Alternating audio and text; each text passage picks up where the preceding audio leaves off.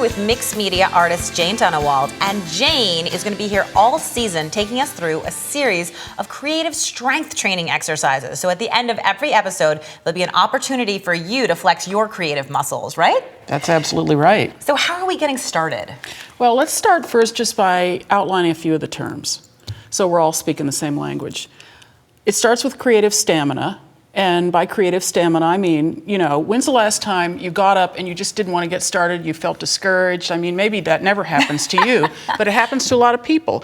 And so the way I see creative stamina is what we do so that we show up even when we're not sure what we're going to do with the time. I absolutely agree with you, because for me, one of the reasons I think I have any creative stamina is because I've made a commitment to create every day for so many years that now I don't even think about it. I have to do it. It's as natural as brushing my teeth. Absolutely. But I think most people need to develop that because we think it's just going to happen automatically, yes. And it doesn't, does it? I mean, no. it requires, I think of it as a practice, like a lot of other practices. You've got to show up, you've got to do exactly what you said you were going to do, and then you feel great about it, and it just rolls from there.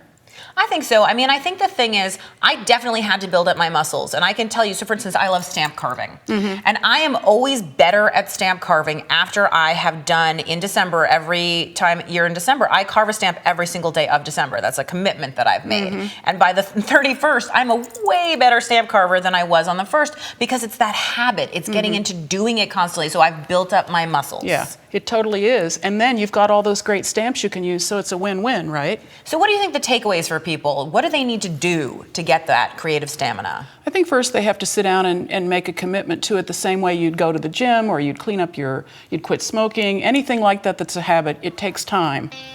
Great tip. And now you are going to work out your artistic muscles and stretch the limits.